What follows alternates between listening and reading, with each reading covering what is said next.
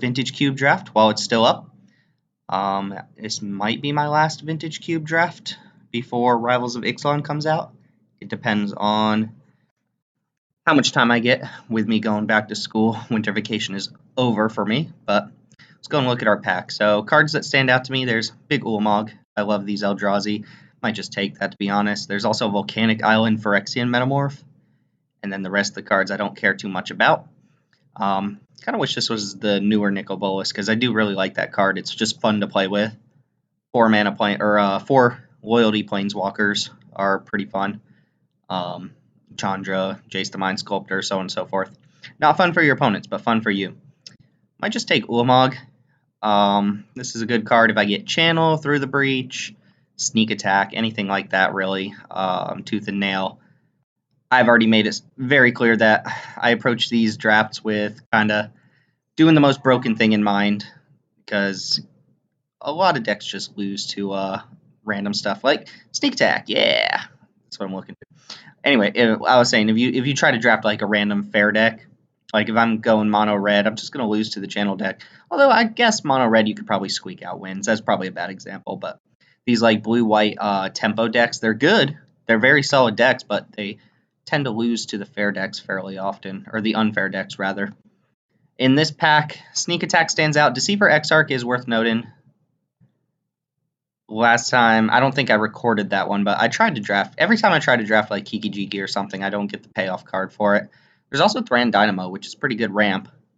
Pretty excessive ramp. There's also Regrowth, which goes in a couple of decks, not too many. And Skull Clamp doesn't really do that much in this cube. I guess it's good with some of the cards that I'm seeing here, but altogether, you don't get a lot of decks that just have like tons of token generation and time to be like skull clamping them and using all your cards and stuff like that. I'm definitely taking Sneak Attack. Not only is this card just insane by itself, but it goes with my first pick quite well.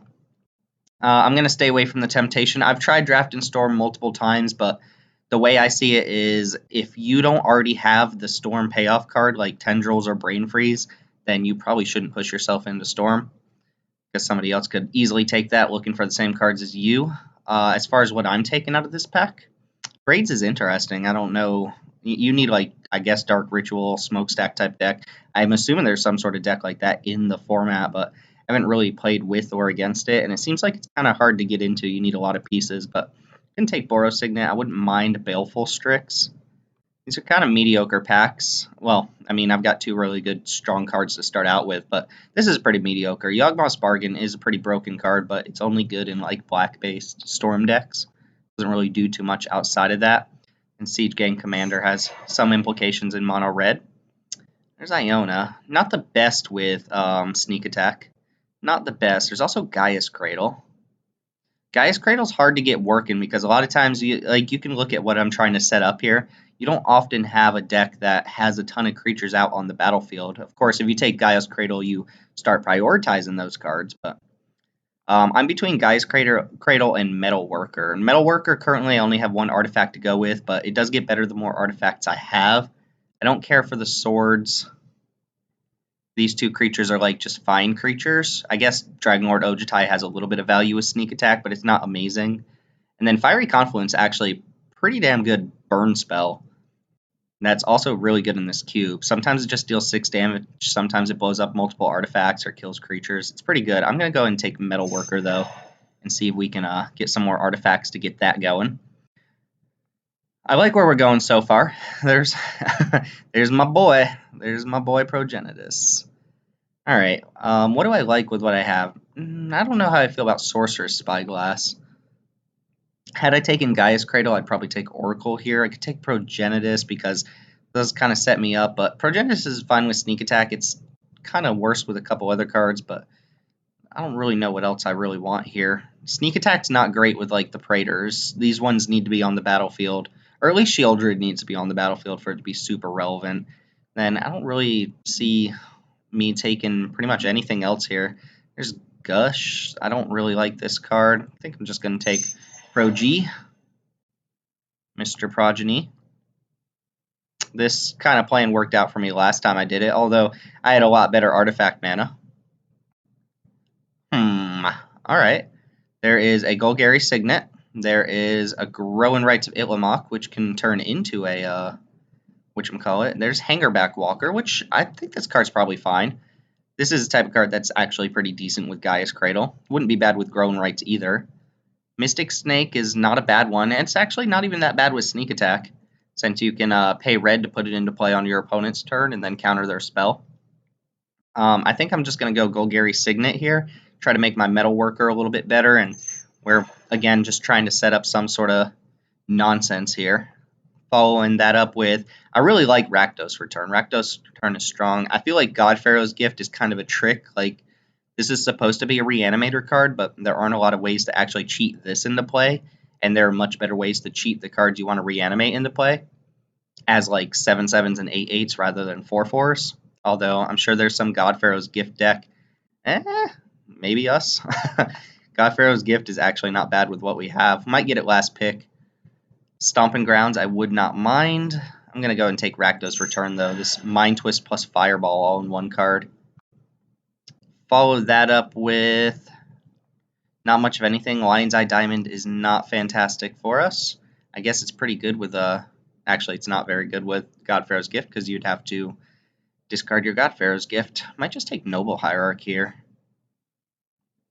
Although, it doesn't really do what I want it to be doing. Could take Electrolyze just as a cheap interactive card. And I don't see myself playing Razaketh, Song of the Dryades, Recruiter. None of these cards seem like they're actually going to make the cut in the final deck. But Noble Hierarch is still RAM. What did we get back from the original pack?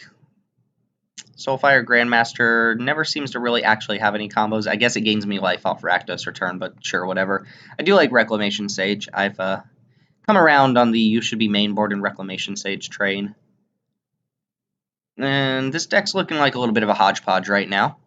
I don't think Gaia's Cradle's going to wheel. And again, I don't think these swords are very good at all. Pack Rat, not quite what I want here. Westvale Abbey doesn't do anything. And the double green Yavimaya Elder is kind of a little bit of a turnoff there.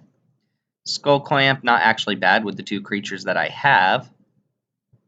Outside of that, I could take Regrowth, which is actually decent with Sneak Attack since it lets me buy back one of the creatures. Also, I think Regrowth is probably just the best card in this pack anyway. If they kill my Metal Worker, I can get it back, something like that. Braids, you say? Braids, you say? This first pack did not go particularly well. Braids doesn't seem like a thing here, so I'm probably just going to take Maelstrom Pulse. And Siege Gang Commander, I guess, is okay. Green Sun Zenith? Green Sun Zenith could go get Progenitus if I can ramp up that much. Yeah, I might take that. Otherwise, I'd be taking Sword of Body and Mind, which I guess goes decently with Metal Worker. Maybe I was right to take Sword of Body and Mind there. Alright, now I'll take the Spyglass. There are some decks that's actually pretty good against.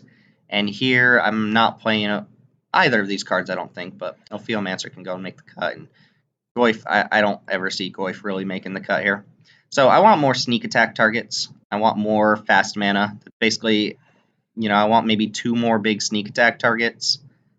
Maybe another additional way to cheat those creatures into play. Ooh, but I can't pass up Ancestral Recall. There's my buddy Eureka. I take it like every time and never cast it.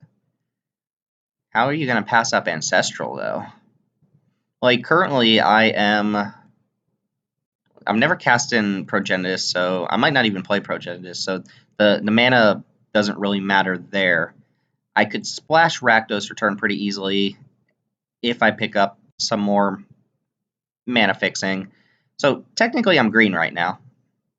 And Ancestral, you're not going to pass power. You're not going to pass power. In fact, there's nothing else in this pack I really want. Maybe Batterskull, but I wouldn't mind Smuggler's Copter. Yeah, get in the deck, Ancestral. This seems great. Give us some direction to what we're doing. Bazaar, this is not a Bazaar deck, unfortunately. Well, it is a Bazaar deck, but it is not a Bazaar deck, if you know what I mean. Could try to be a Wildfire deck. I don't really have the tools to make that work. I could take Wooded Foothills here. I could also take Sylvan Library. Library is pretty sweet against decks where you're not under a lot of pressure very early on. Wooded Foothills is good mana fixin', helps me pick up any sort of things. But then again, being able to dig into your cards does that too. So I think I'm actually going to prioritize library here. I know Show and Tell was in that pack, but I've had a lot of bad experiences with Show and Tell. Oath of Dryads, we could be an Druids. Oath of Druids is a thing we could be. Don't mind Deathrite Shaman. Arid Mesa currently only grabs red mana for us. If this Scrublands comes back around, it could grab black, but I don't have a use for the white yet, so don't necessarily need that. Urborg is Urborg, I guess. So do I? Oath of Druids probably come back. I don't ever see people take Oath of Druids, so I'll take a fetch land here.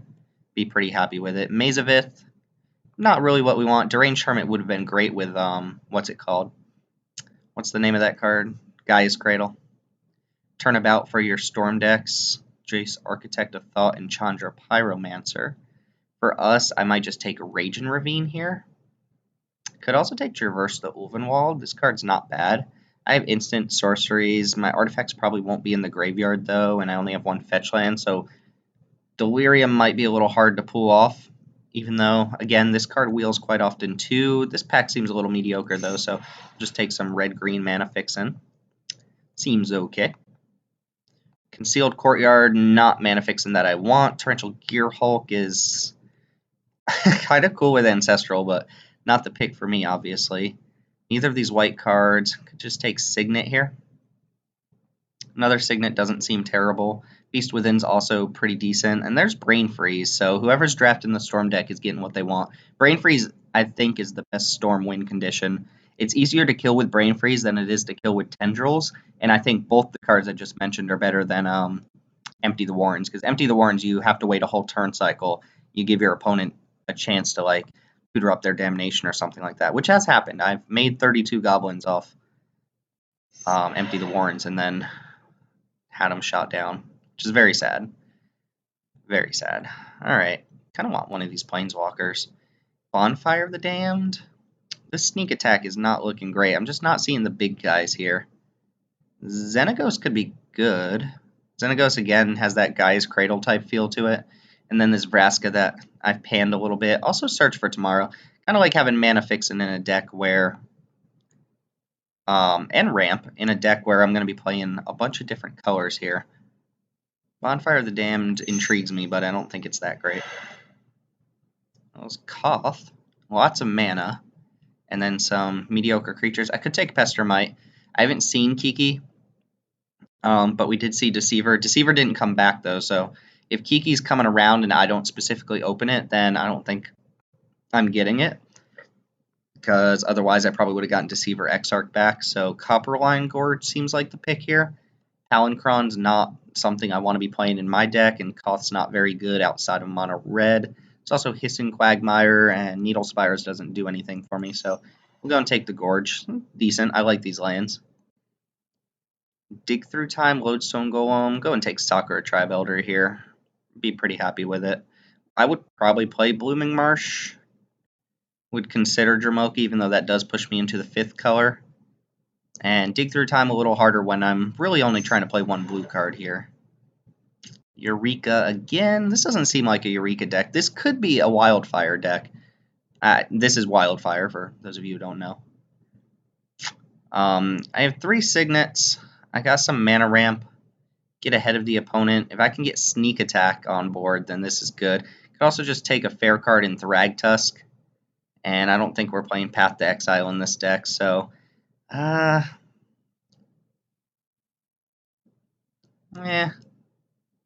take it. I don't think I'm playing Thragtusk. Just be on the lookout for it. Man, these packs have been bad for me. Gonna have to take, like, Master of the Wild Hunt or something like that. This Tezzeret's not great for me. Bring to Light's not great. It only gets creatures, instants, and sorceries. Mirror Angel's just not great overall. And Pernicious Deed is kind of a whatever card. Pernicious Deed pretty bad for me when I already have a bunch of mana rocks and stuff. I could take Probe or Urborg out of this pack. Urborg, I guess, technically fixes my mana. Not in, like, a profound, significant way, since Rakdos Return is the only black card I have. I guess I'll take Probe. Probe's basically a free ball, and yeah, I'll take Traverse the Ulvenwald now. Again, it is Mana Fixin'. Wow, Brain Freeze came back around. That's interesting. I'm not playing any of the other cards here. Snipe someone off their Brain Freeze seems wrong. I guess Turnabout came around too, so maybe no one's actually drafting Storm, which is a shame because Storm's fun to play. I'm not playing it. All right, Xenagos came back anyway. This is starting to look a little bit more of a Xenagos deck. But this looks like a mess. Like an absolute mess. We're like Teamer splashing black with Sneak Attack for some stuff, and then this random Metalworker. Spyglass, probably come out. Caracas is good. Ooh, Craterhoof Behemoth. That kind of gives us a game plan, even though we've passed on like a billion of the things that makes that good.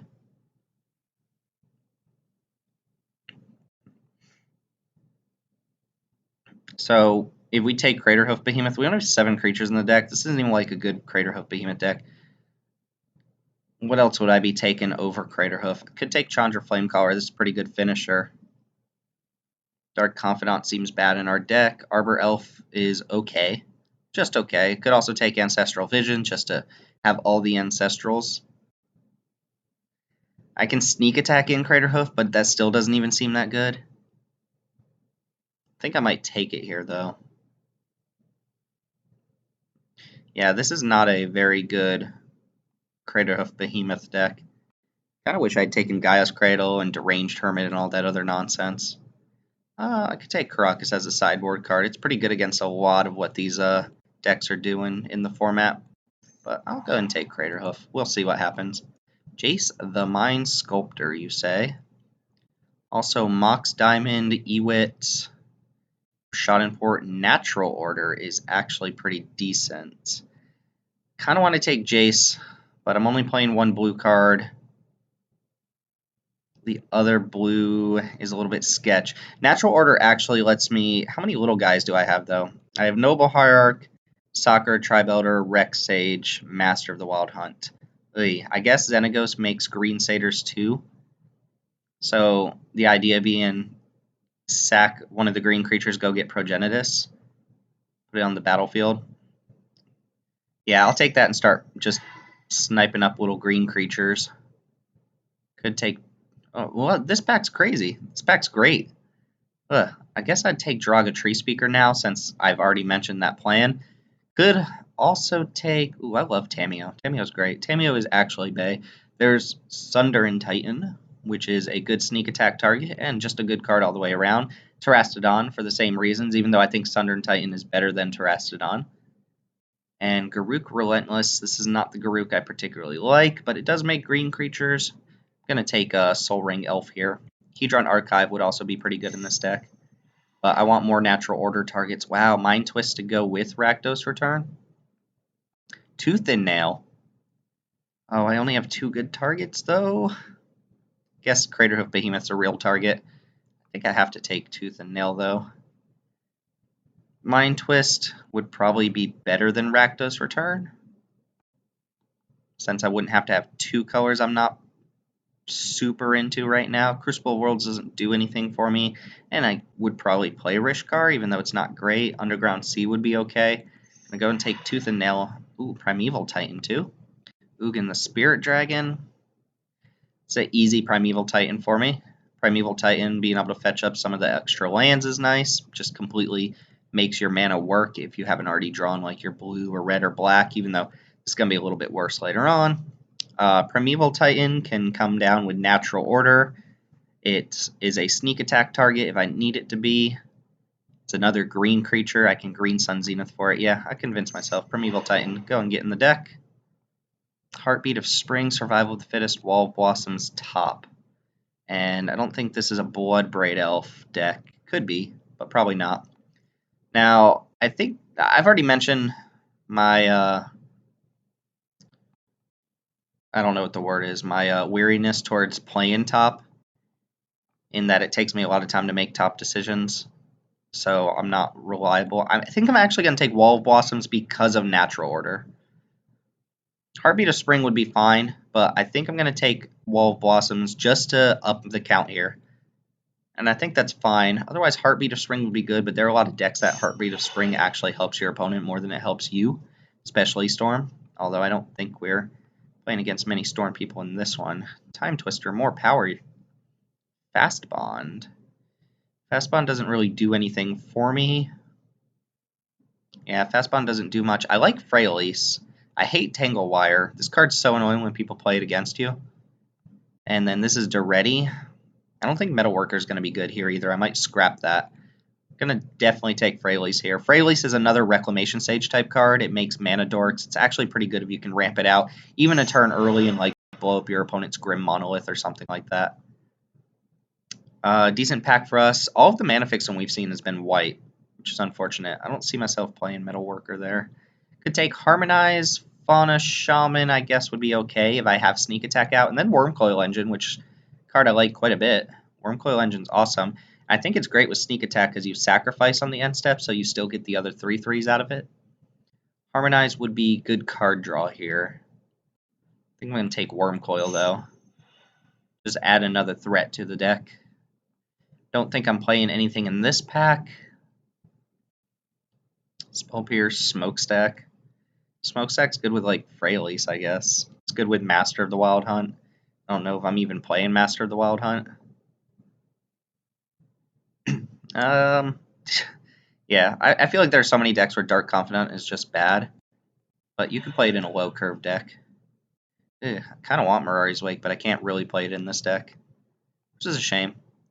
Plateau doesn't make my Arid Mesa any better, to be honest, and I'm not playing anything else out of this pack, so I guess I'll take Rishadan Port. I don't know what that'd even be good against, but I'm not playing in the main board. Hedron Archive coming around is nice. I could play Lumburn Falls and Garruk Relentless as well, but more mana ramp is nice. And Rishkar is actually decent in my deck now. There's also Abrupt Decay, but I don't want to splash black for Abrupt Decay. Tolarian Academy, not good in my deck at all. And Angel of Invention, not even castable. I'll take Academy. I'm not playing either of the other two cards. And now I think this isn't great. Neither of these are good for my deck. I guess Heartbeat of Spring is whatever. Wow, last pick Duretti, no respect. Could have had a decent artifact deck. Could have had a much better green deck had we taken Gaia's Cradle and Deranged Hermit and stuff like that, but hindsight is 2020, right? So what do we know for a fact we're not playing? First off, let me go ahead and dump these to the side. I think Progenitus is going to be fine. We have two ways to sneak it into play. We have Sneak Attack and we have Natural Order. So I just noticed both the Druids didn't actually come back, but that's whatever. What do we not want to play? So Tooth and Nail actually seems fine in the deck. I don't have a lot of busted mana. I don't really care much for Master of the Wild Hunt. Natural Order, although I do have to keep my creature count reasonably high to make some of these cards work. Regrowth isn't necessary here by any means. Traverse the Ulvenwald, also a little dingy. Just a little bit dingy. I would like this a little bit more if I didn't already have Search for Tomorrow. This might be better than Search for Tomorrow. At least I can cast it on turn 1, but Duretti certainly doesn't need to be in here. I'm probably going to play Ancestral. I have lots of ways to splash here. Just put one blue source in the deck. Play all of these lands. Yeah, I'll go ahead and cut at least these two. I like all the Signets, I like the Hedron Archive, and I like the top end cards here. Xenagos doesn't seem amazing in my deck, but it does generate a lot of mana. Actually, it only generates like 1 or 2 mana. Mixed creatures, but whatever. I don't need Gataxian Probe if I'm looking to cut cards. Gataxian Probe is the type of card when you're trying to free roll stuff. I like Derogatory Speaker. Wall of Blossoms is cuttable, but I think it's actually decent in my deck. Hey, you can tap for mana with Rishkar. What else can you ask for? Tooth and Nail, Craterhoof. Again, I don't think we're an amazing Craterhoof deck, but you never know. You never know. I think I can cut Xenagos here, and Rakdos Return is very good against some of the unfair decks, just emptying their hands out. I could cut this and just avoid the black mana, though, and I think that'd be pretty good. I just got a text message saying that I added $6 to Claro Dominican Republic, whatever that means. So that seems like a bad thing that I'm going to have to check up on in a minute. Xenagos is good with some of the other cards. It's not great on its own. What do I have to cut here? How many lands did I play? Probably want to play 17 lands, so I need to cut 3 more cards. Alright, Xenagos and Master of the Wild Hunt can come out. I do like keeping Rexage in the main board. These are my splash targets. Could play 16. I have 4 Mana Rampers. I have Soccer Tribuilder, Noble Hierarch, Jiraga Tree Speaker. Yeah, I think I'm actually going to play 16 lands here. Green Sun Zenith has backup copies of those cards if I need them. So add an island and a mountain to the deck. Or I'm sorry, an island and a swamp. Probably just 1 mountain, and then the rest will be forests. So island, swamp, mountain. These are all the cards I'm splashing for. Progenitus doesn't count. Yeah, that seems fine. And then add those other lands in. So, dang. Why do they want me to put a plains? Oh, Progenitus, of course. They want me to put 3 islands in my deck for Progenitus and Ancestral? It's crazy. Ancestral doesn't have to be played on turn 1, so I don't care too much about that. This looks good. Island, swamp, mountain, and then 10 forests make the deck tick, right? And then, of course, we can bring in these 3. This adds an extra red source, an extra black source, 2 extra green red sources, and then an extra black source to my deck, which I like quite a bit. So, and it keeps me at 10 green sources. I don't think I have a reason to play Arid Mesa here. Arid Mesa doesn't fetch any dual lands for me. It fetches a swamp, but whatever. Ooh, what about Wildfire? I forgot I had this in my deck. Wildfire is a good card to ramp into, but you have to have something on board to make it actually tick. I'll consider the decks that Wildfire is going to be good against, and then think about it. So what happened here? Why do I only have 16 lands? Oh, duh. Alright, so I'm sorry. This actually gives me 1 blue source in the deck, but that's only counting lands. I have other ways to fetch up that blue source for the Ancestral, which I think it's worth including the Ancestral there, so not too worried about that. There are 1, 2, 3 red sources, 2 black sources. This isn't counting signets either. Bora Signet and Selesnya Signet aren't the best, but Golgari Signet's fine for me, and I'm going to play all 3 of them anyway just to ramp, and then all of these extra ways to fetch things up. Soccer Tribuilder, Noble Hierarch helps with the recall. Search for Tomorrow. Green Sun Zenith for one of them if I need to. Primeval Titan. So I think this is going to work out fine. So this is the deck. I admit it's a little bit of a weird deck with like natural order and stuff like that, but let's see if it works. Keep in mind that cards like Freyalise are actually, they can count as a creature, even though it doesn't buff my creature count. This technically works as a creature because it produces creatures. Same with Tooth and Nail, so on and so forth. Although if I get to the point where I Tooth and Nail, then having natural order seems a little silly. But anyway, let's go ahead and try it out. Hey guys, Timothy here. We are in round 1 of this Vintage Cube draft. We have a kind of mediocre hand, so if our opponent's doing something completely unfair, we might die to it. But we'll go ahead and play out what we have here. And hopefully they just go like pass, play a Mana Rock, and then I can Rexage it.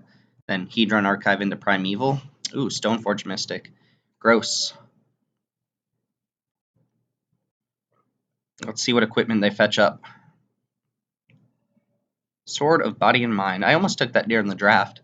I don't think the swords are generally good, but this is one of the better ones. It kills quickly. And that's a good card. It gives us something to play on turn 2.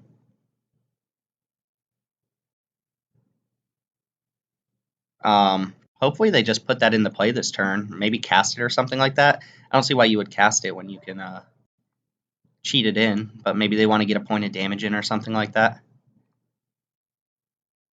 Although if my opponent's going to be beating me down with damage, I do have to be careful about how much life I actually spend on Sylvan Library. But currently, ooh, they're just casting it and getting in 1 damage, so we're going to Rexage that next turn, since it does give pro green.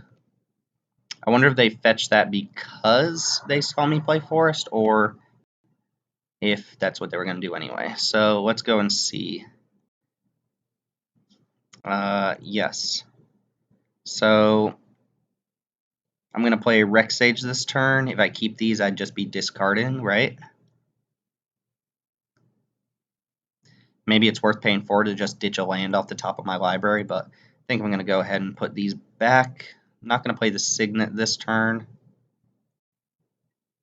Alright, let's go ahead and blow up your Sword of Body and Mind.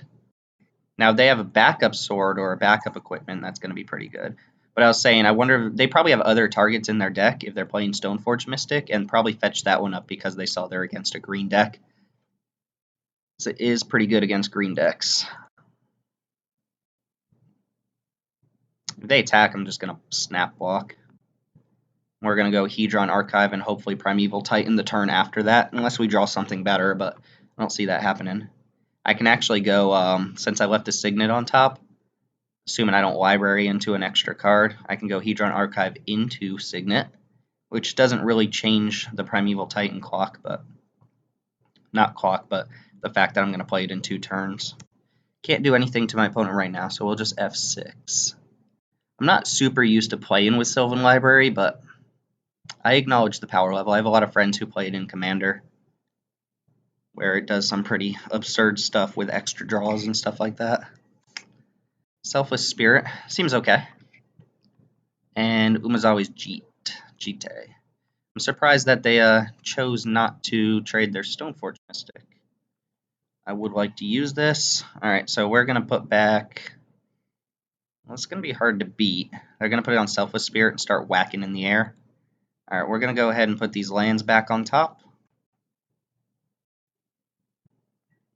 And then we will go ahead and Hedron Archive into Boros Signet.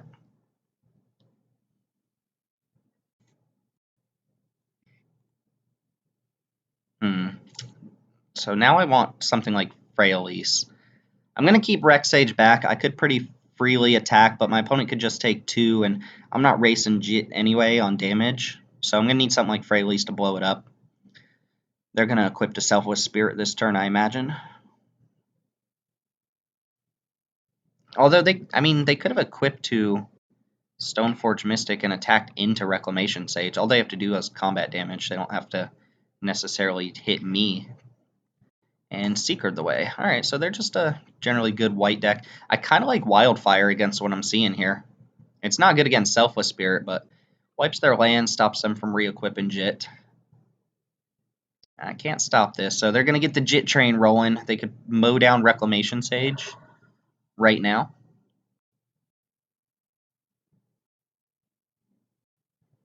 And this actually kills very quickly because of the +2.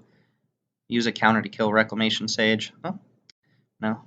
I might have done that because could be playing against natural order decks. Eey. Alright, we're going to put these back and shuffle away some cards with Primeval Titan. That'll give us a fresh look with Library next turn. So, don't play my land yet. What's most important for me to keep up? I'll keep the black mana up. No, the red's more important. The black mana is only for Rakdos Return, and that won't do anything if I don't have red up as well. So let's go and play Prime Time. Go get some lands from my deck.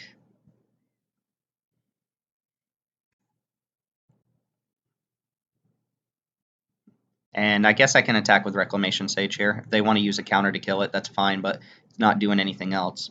So I want to get a blue source here. I'll go and get Raging Ravine and Island, just in case. Play a land for the turn and go and smash with Rex Sage.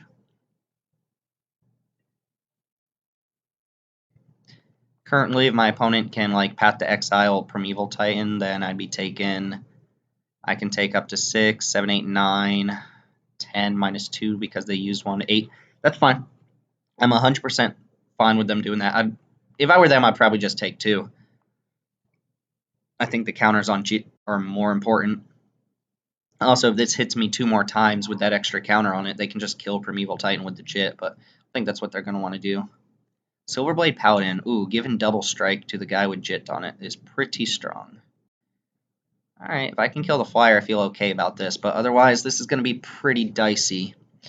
Ulamog would be fine. 3, 4, 5, 6, 7, 8, 9, 10. I could cast Ulamog, but I am going to take a lot of damage here.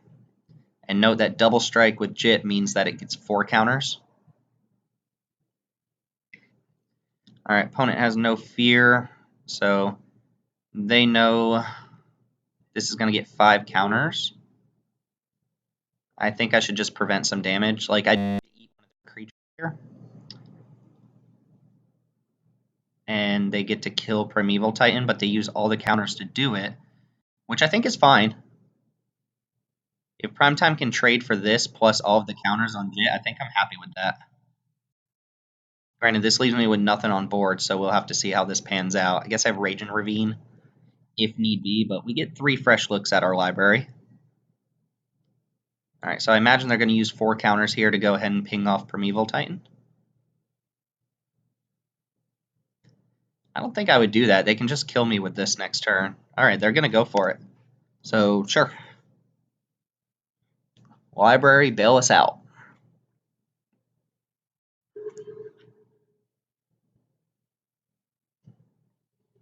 Oh, there's Ulamog. I'm still going to look here. Ooh, and Natural Order. So I'm going to put... Natural Order doesn't do anything for me right now, so I am going to go and put these back on top. I think I'll put them back. Let's see, I have 3, 4, 5, 6, 7, 8, 9, 10. I can get rid of, let's say, Jit plus Silverblade. Maybe I should get rid of Selfless Spirit plus Jit, since this won't be paired. Although I think that can pair again with another creature. So I'm definitely going to put this back on top. Then I'm going to put Natural Order back on top. I'm going to play my land and then cast Ulamog.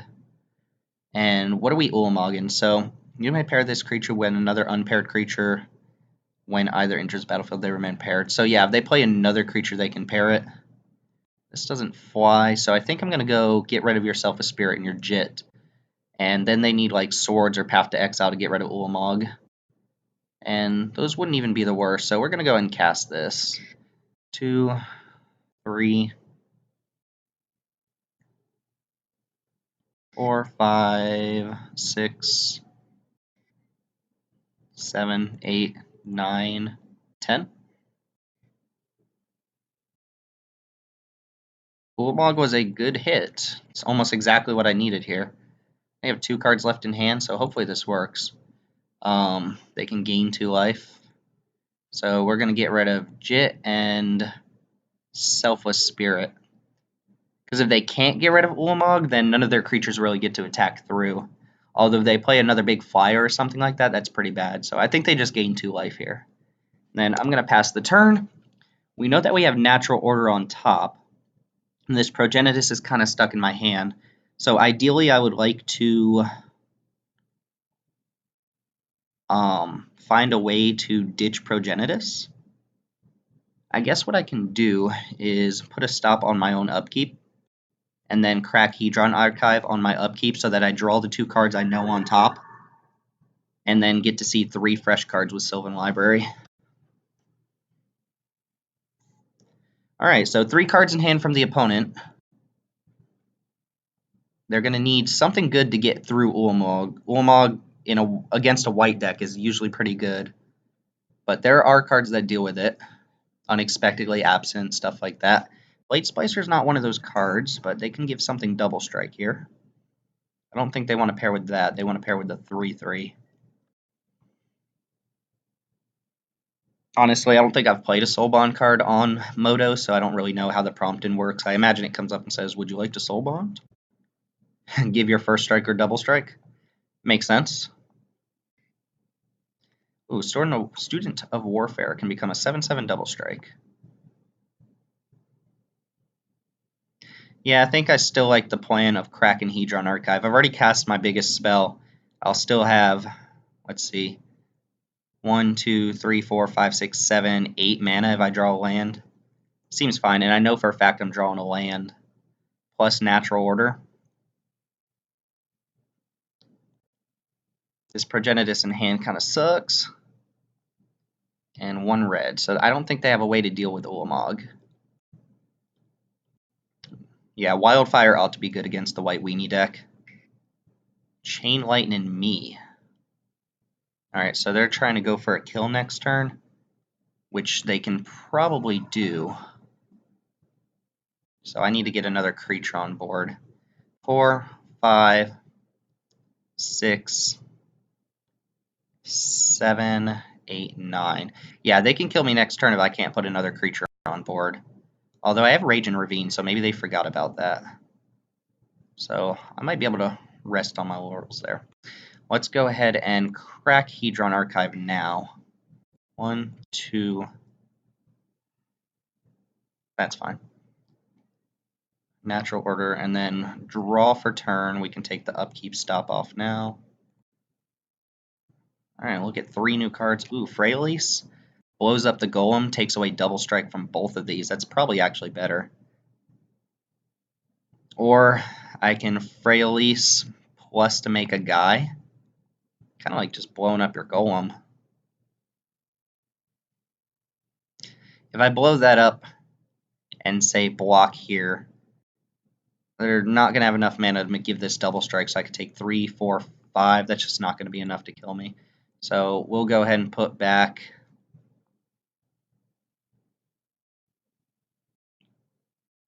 Wait, why can I put all of these back? Beginning of your draw step? Oh well, I don't know. I'm not going to be playing either of these this turn. Alright, so I will play my Forest. Can I afford to attack with Ulamog? That's my thing, is I have to win the game at some point. I think I'm going to play Freylease.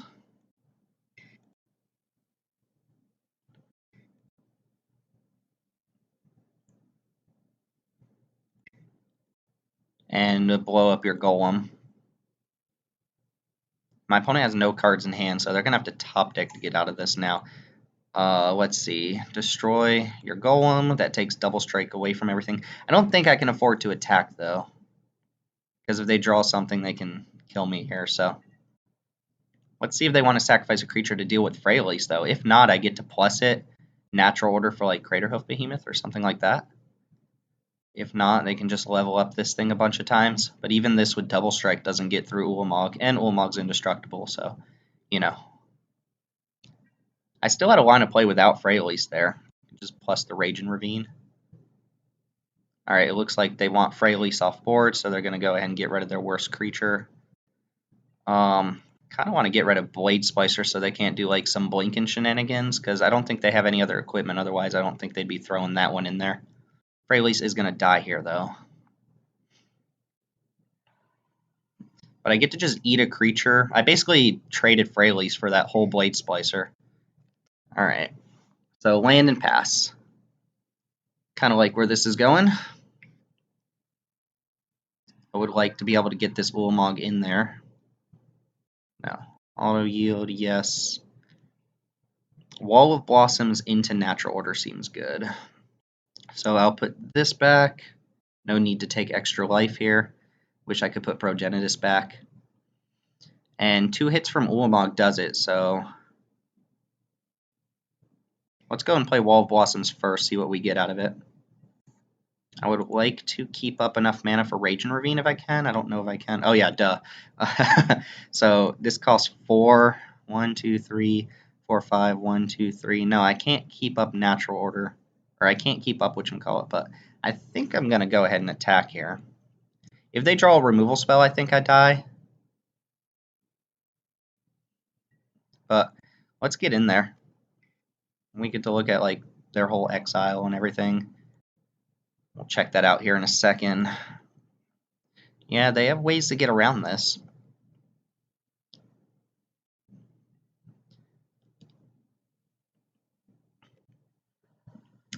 And natural order. I guess natural order doesn't actually change anything. Never mind. I don't need the natural order. I'd rather leave up a Rage and Ravine as another way to potentially kill them.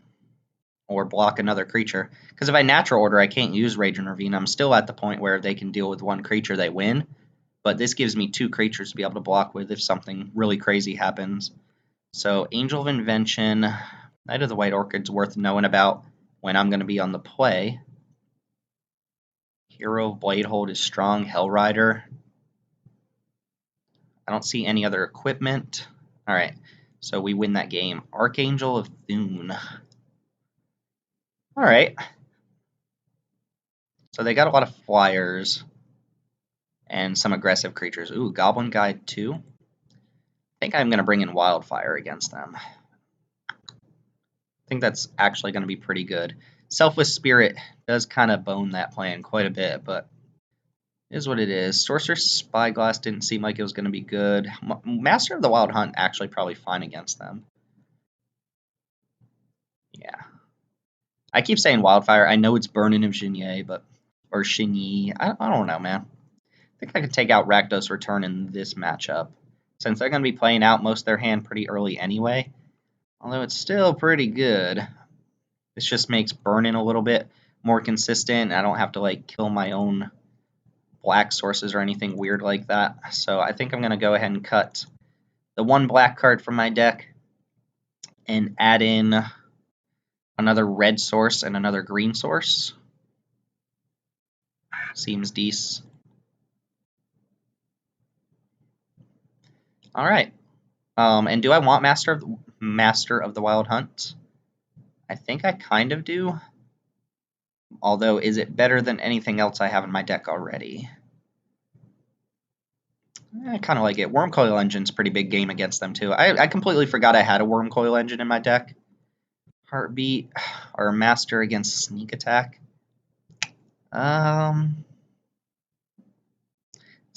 Like, I'll admit, I don't think this is the type of match where Sneak Attack's going to be at its best, but we'll see. Them being on the play, having cards like Hero of Bladehold and Hell Rider and stuff like that's pretty good, but we didn't see any ramp. Ooh, gross. So, we do still have good natural order target in our deck with Primeval Titan. We just need to draw a little dude. So, if we draw a guy, we're pretty good. If not, this hand is awful. Although we draw Sneak Attack. Ooh, Mox. We did not see that in the last 4 cards in the library. Goblin Guide. Alright, pretty good hand from the opponent. This type of hand you lose to. Noble Hierarch. Perfect. Gonna take a lot of damage before I get there. Because next turn I'm not playing anything either. I'm gonna take at least 6 off Goblin Guide. That's without anything else. Alright, that doesn't do anything this turn. That's fine. Sakura Tribe Elder. I actually like that. It's actually a good draw. Alright, because now I can block. And do I get in 1 damage here? Yeah. Let's do it. Alright, so plan is to block with Sakura Tribe Elder, let Goblin Guide resolve, and then sack Sakura Tribe Elder. This will put me at natural order mana, so I sack Noble Hierarch. Wish I could go get Progenitus. This being in my hand sucks, but we're going to get Prime Time and see if they can deal with that. Alright, let's go and resolve this Goblin Guide trigger. Revealing Golgari Signet. That's good, I don't want to draw that anyway. So block. And bye-bye Sakura Tribe Elder. We'll go and get our blue source, I suppose. Yeah, why not? Ooh, and they don't have another land? Let's see what else they have to play, though. Sword of Body and Mind.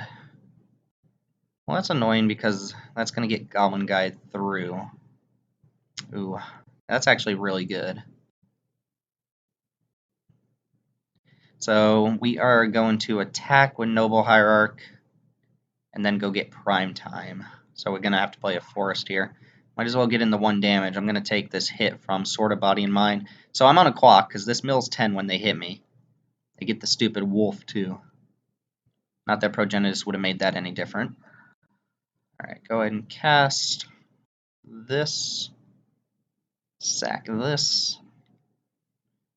Anything better than Prime Time here? I could get Reclamation Sage. Blow up Sword of Body and Mind, but then my board kind of sucks. 1, 2. Prime Time just seems like the best thing to play here. You can get Rage and Ravine, but that turns into a green creature. Alright, let's get some tap lands. I am set up for a good wildfire here. They miss. Well, never mind. There's their land drop.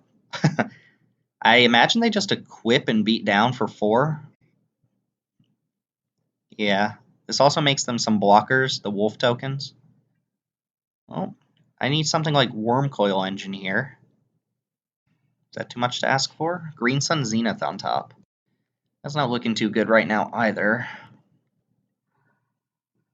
Alright, all is not lost. I guess they're going to mill the Green Sun Zenith. Oh, nice. Wormcoil, Ulamog is gone, but Wormcoil is not. Forest is also not. I'm going to go and play a land, attack with Primeval Titan, and then hold up Rage and Ravine to block this wolf. And I'm going to be down to like 4 cards in my deck on their turn. I could also attack with Rage and Ravine, come in for 10 damage on them. I don't think they're going to kill me off damage alone next turn.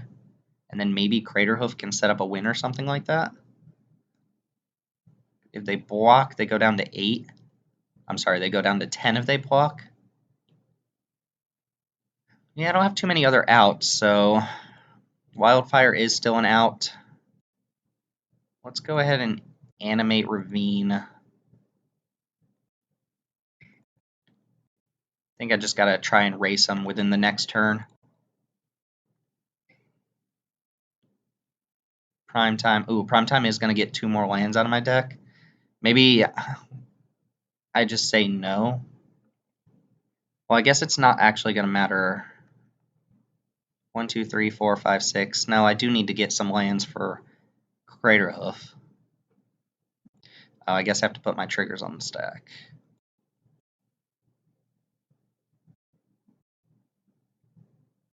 I think I just have forests left in the deck. I guess it's better to, if I'm trying to kill them next turn, because they're going to put me down to 3 cards in library, assuming they don't just kill me through damage somehow. Seems unlikely, but it's possible. And then I'm going to draw, I have 2 cards left in library. Silverblade Paladin. So does that kill me?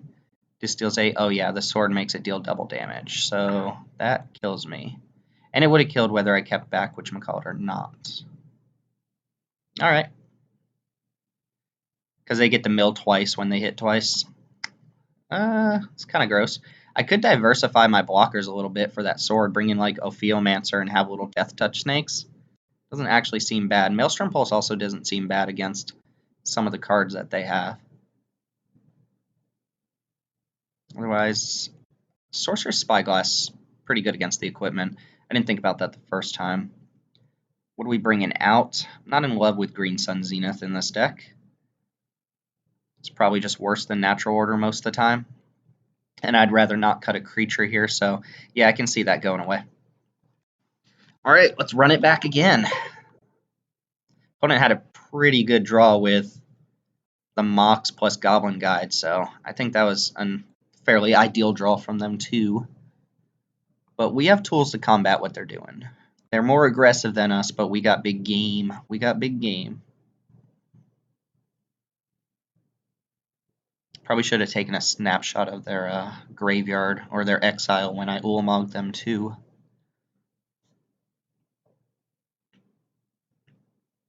I like our deck. I think it's solid. Could have used a Rex Sage. Let's see, had I gone Rex Sage instead of Primetime, that seems loose, but it would have probably been fine. Ooh, an Ancestral we can't play, and a Sorcerer's Spyglass. Oh, but we have Search for tomorrow? This seems good. So Search is going to go fetch up a blue source. Rather, I'll suspend Search. And then we'll see if our opponent has turn 1 Gabi or not. But Ancestral should be pretty big here. Probably just play Boros Signet.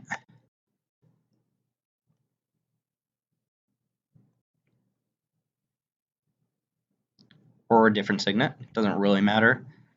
I don't have any black cards left in my deck, so I'll play this Signet in the off chance I draw like Sneak Attack or something like that. Which I wouldn't be able to play here anyway. Alright, 2 white mana from the opponent. Do you have Stoneforge? You have a Signet of your own. Okay. We're going to go and fetch up a blue source. I would like to cast this. Go get Island. And draw Mount Force for turn. I think I just Ancestral myself right now. Sure.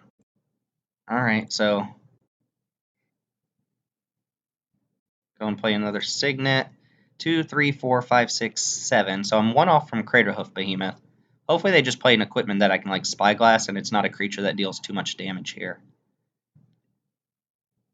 Alright, Mox Ruby. Holding on to that. So it could be Hellrider. Hero of Bladehold would also be pretty nasty. Oh, I can actually Tooth and Nail. 1, 2, 3, 4, 5, 6, 7. Never mind. I can Tooth and Nail without Entwine and put Ulamog plus Craterhoof Behemoth into play. That even lets me smash for 7. But let's see what the opponent does first.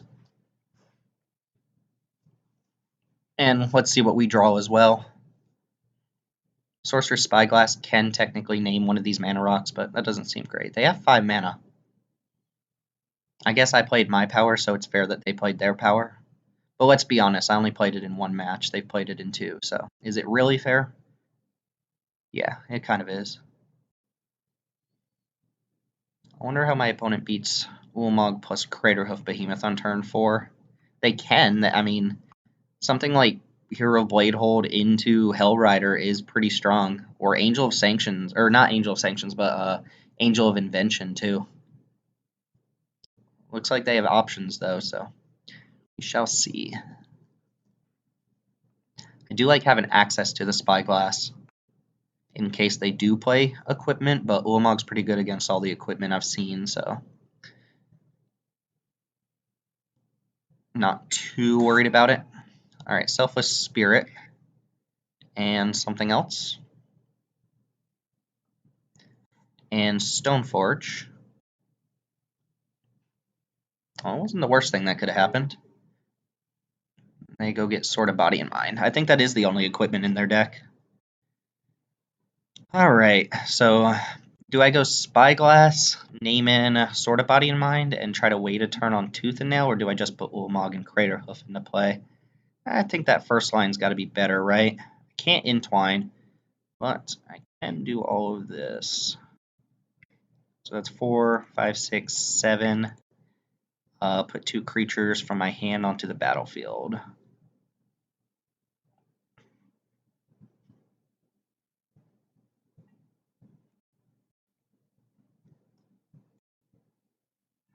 Craterhoof will come down as a 7/7 with haste. And Ulamog's pretty good protection against Sword of Body and Mind.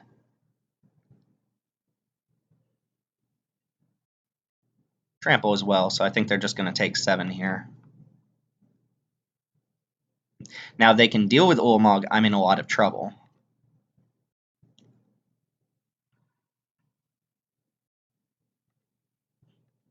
I think it's too greedy to try and wait to entwine the Tooth and Nail. Otherwise, it wouldn't really do much else different anyway. I'd probably go get Progenitus and just still put Ulamog into play. But them having the sword, which is probably one of their best cards in their matchup, makes it kind of difficult for me to fight through. We get to Spyglass and see what's going on from them next turn, and Ulamog is a 2-turn clock. They have 1, 2, 3, 4, 5, 6 mana. We know one of the cards in their hand is a sword. So 3 unknown cards to fight through.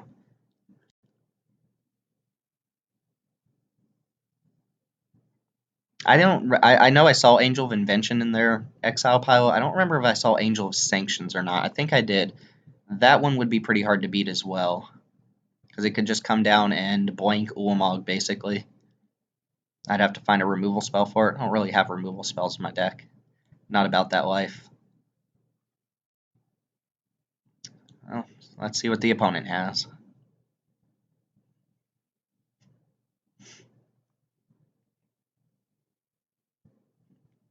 And probably, regardless of what I draw next turn, I'm going to play Spyglass.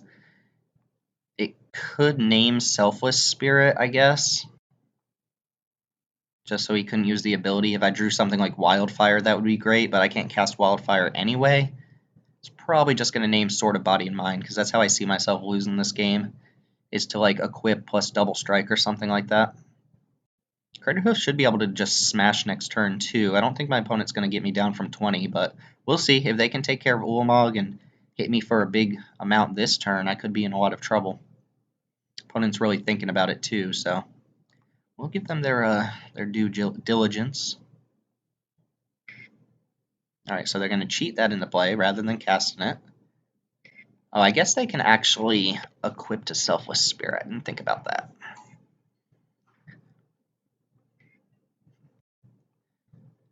I always forget Ulamog doesn't actually fly. Alright, so if they have a way to give this double strike next turn, that's a problem. Because then they kill me, actually. But they have to have something here, right? They have to have something that blocks now. Alright, there goes Wildfire. Well, they're dead on board, so they have to have something. Let's go and see what they have.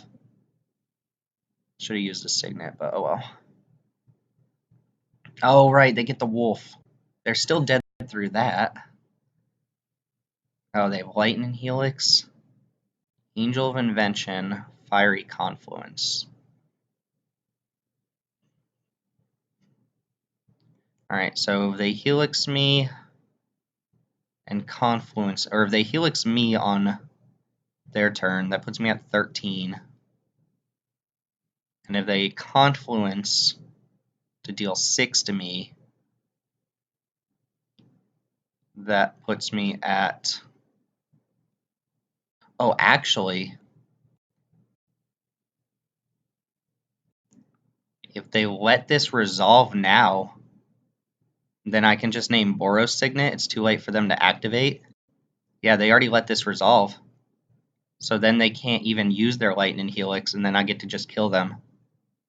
Because what they could do is Lightning Helix just to gain 3, but if they don't have the option to cast Lightning Helix, yeah, so let's go ahead and name Boros Signet. I think my opponent wanted to Lightning Helix in response. Let's actually just make it Mox Ruby so they can't use any mana this turn. And now they die.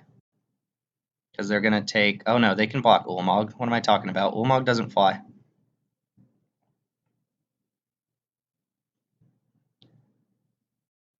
Alright, well they can't Lightning Helix me now, so...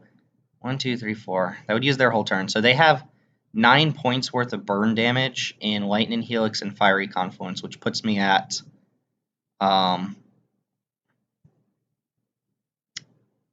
7. This deals 4, 5. So I think I just attack with Ulamog here.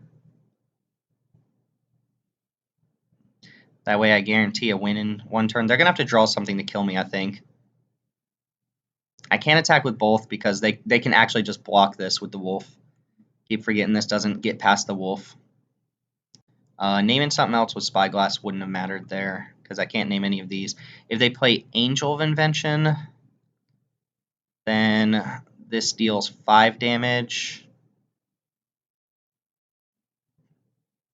5, 6, 7. Actually, oh, but then they can't Lightning Helix me. I'll still be at 16.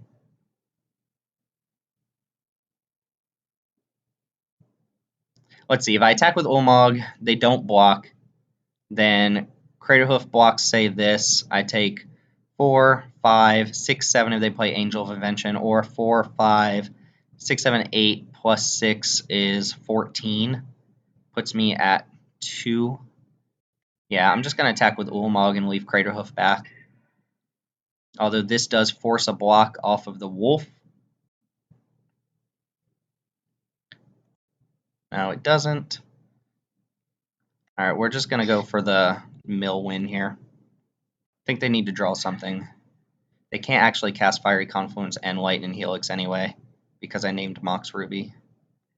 They can cast Angel of Invention. That doesn't help them win through Ulamog, so... We'll see. They have to draw something. If they draw a way to give this thing double strike, then I die. Silverblade Paladin is gone.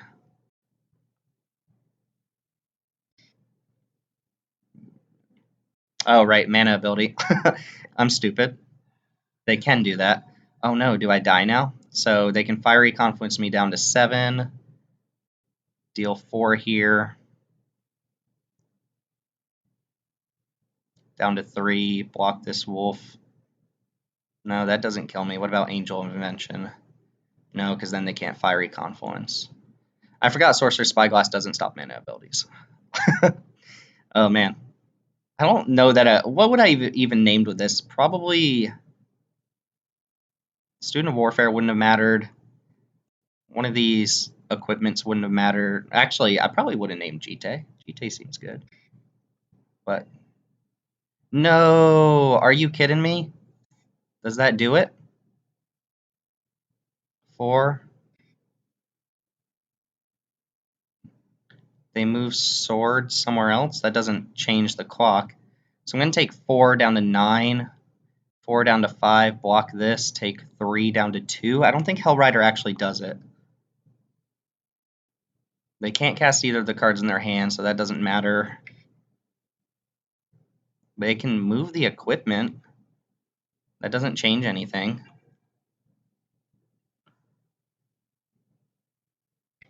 Alright, so resolve the Hellrider triggers. Make sure I'm not missing something. This doesn't double strike, right? I can't block it, so that's down to 4. Yeah, all I have to do is block one of the other creatures. And I take 5, 6, 7, 8 down to 1. Oh, they mill me. Oh no, they only mill me 10. I mill them 20. Woo! We're going to survive at 1. And them getting a wolf doesn't matter because Ulamog is going to mill the rest of their library. Dang, close. Close, close, close. And my opponent cussed at me and left. Alright. Sorry. I mean, sorry, not sorry. But anyway, see you guys for round 2.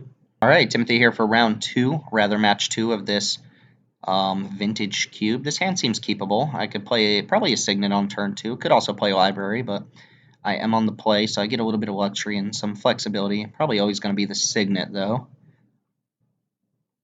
We had a very, very close match 1. Went down to 1 life with like 2 cards left in my library. Pretty crazy. But Ulamog got the job done. Nulamog, rather. Opponent's deciding quite a bit on their mulligan here. If I draw a land, I can play a turn 3 Hedron Archive, which seems pretty good, but our hand is pretty set up against people who are doing fast mana. Rex Sage and Freylease are 2 answers to stuff like that. Ooh, probing me, so they know what's up. They know what's going on. They can play around Rex Sage and Freylease a little bit now. I don't normally probe on turn 1 if I'm not doing anything with it. I don't think I'm dying to Storm right now. I could, but I normally wait until at least turn 2 or 3 to probe. Not that card. I could also play Library hoping to hit lands here, but I think that's the same as just getting Signet down. Normally, if I had a probe in my hand, I didn't get a lot of extra information out of my opponent by playing it on turn 1, but I do get to see an extra card if I wait till turn 2. So I normally like to wait on probe for at least a turn. There are very few decisions that are going to happen on turn 1 that knowing about probe is really going to do. That looks like bait for Rex Sage. Yeah, kind of hoping to just hit a land there. So, what can I get hit by that's like super nasty right now with Lightning Greaves? Not much. Maybe I should Rex Sage that, but I think it's more important to get this archive down. It just gives me more options for my next turn, assuming nothing bad happens. I could get hit by like Thada Adele maybe or something like that. I don't even know if that's in this cube. I think it is. Well, let's see. The worst thing that can happen with Lightning Greaves. Disenchant Hedron Archive. That's fine by me, I guess. It's kind of annoying, but it's fine. Well, now I can go Signet into Rex Sage, blow up Lightning Greaves, or I could go Signet into Library. Could also play Sneak Attack, but I like getting the Signet down, I think.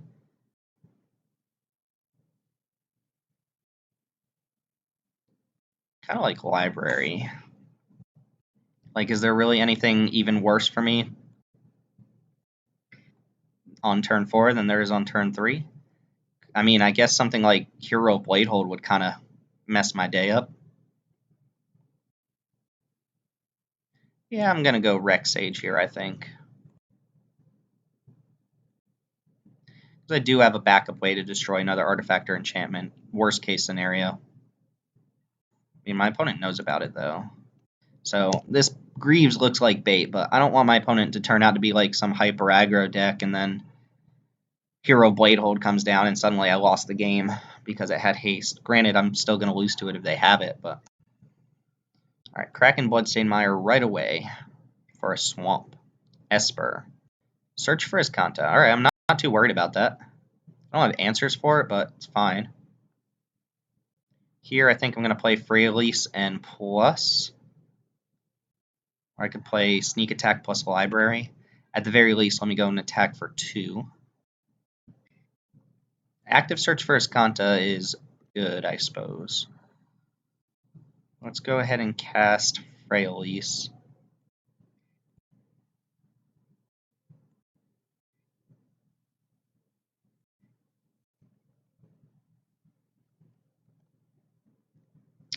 Alright, calm yourself. There we go. And Frey Elise could actually blow up Search for Iskanta. You know what? I'm going to do that.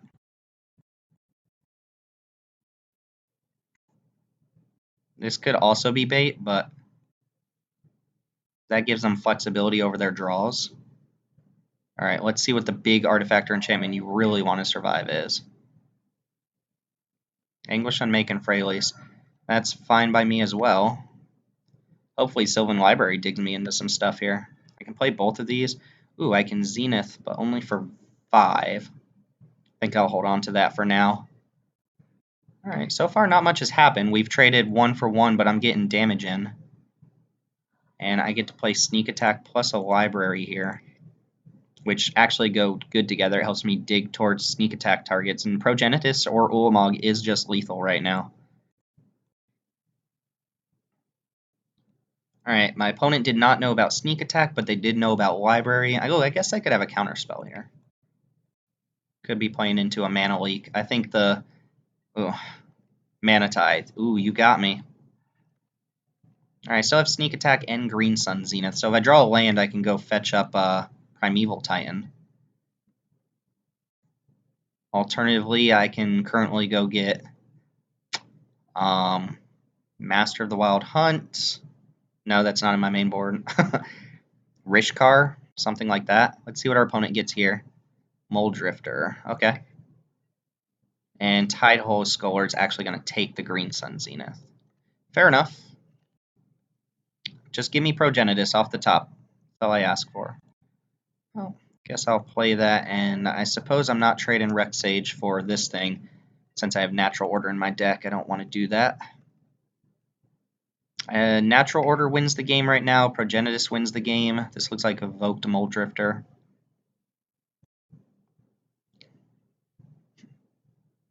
Maybe they just want to cast Mole Drifter here. We have to remember about Mana Tithe. So yeah, Progenitus does it. Natural Order does it.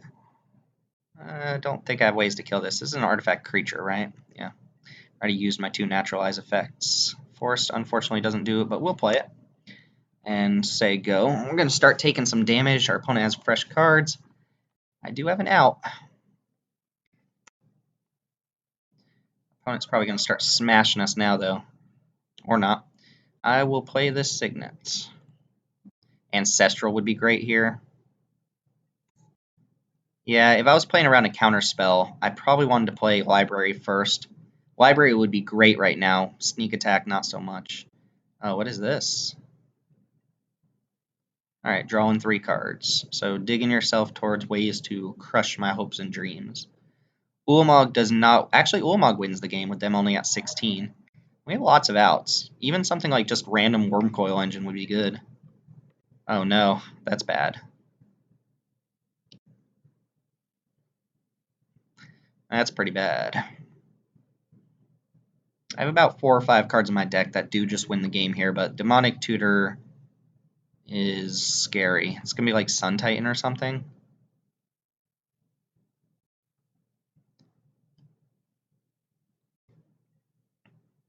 That is Sun Titan. Sun Titan getting back Search for Escanta. Getting back Lightning Greaves. That makes sense. So he can attack and then get back another card anyway. That's probably going to get back Search. Alright, I need to top deck pretty much on my next turn. I'm not blocking. Natural Order is still an out here. Can attack with all of these. Alright, I'm going to take 9 down to 9. Get back Search for Escanta, and come on, give me something, deck. Multiple cards as outs. Craterhoof doesn't do it. Tooth and Nail. 1, 2, 3, 4, 5, 6, 7, 8, 9. But Rishkar. I guess that blocks for a turn.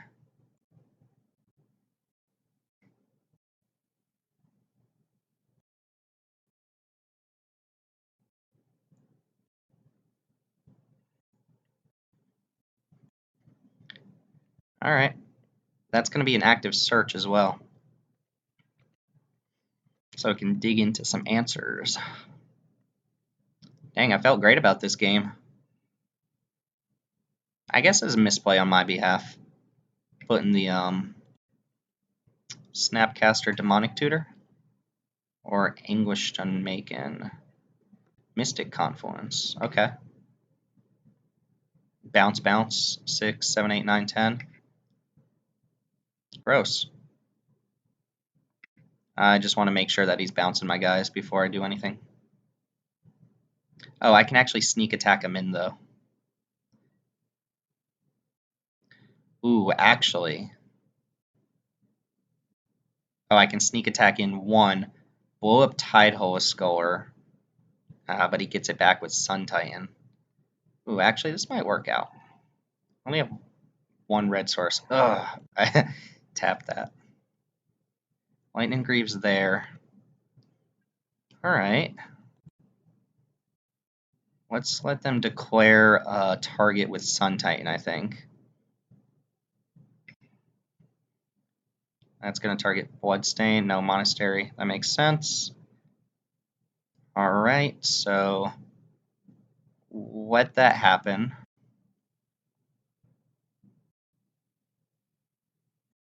Oh my. Oh my what? Oh, the fact that I can sneak attack in a thing here.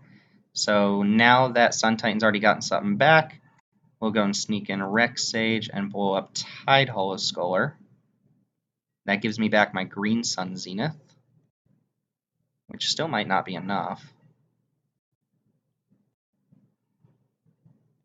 And then I can't sneak attack in Rishkar. I can just chump. Yeah, I have to chump Sun Titan. And I still have to top deck here.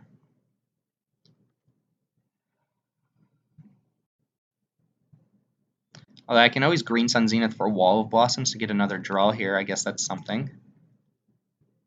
And Greaves there. Alright, we have a draw. Noble Hierarch's not quite it. So I think Green Sun Zenith for Wall of Blossoms. This puts it onto the battlefield. And then hope that Wall of Blossoms hits Progenitus or Ulamog. Can't get Wormcoil Engine with Green Sun. Can I play out enough blockers? 1, 2. That's probably not going to cut it. Alright. 1. I don't want to actually tap the red sources this time, just in case. And let's use the black up. Alright, this is going to be for 2.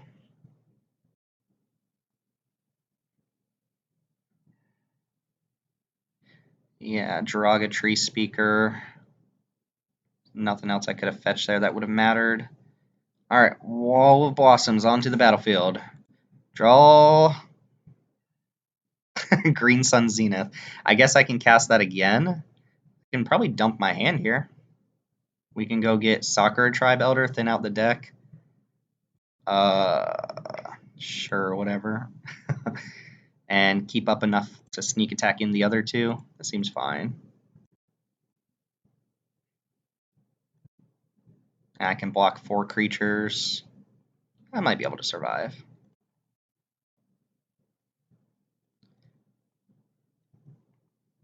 Really, really making it work out, huh? Yeah, Soccer Tribe Elder, and then Plain Noble Hierarch? Nah. Alright, you're up, buddy. Really play into our outs here.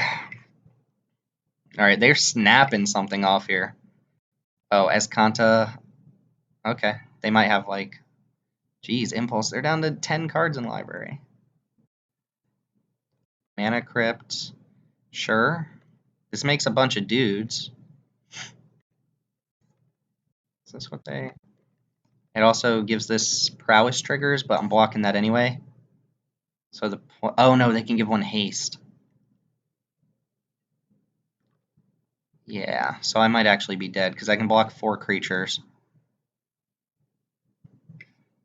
Yeah, alright, I've seen enough there.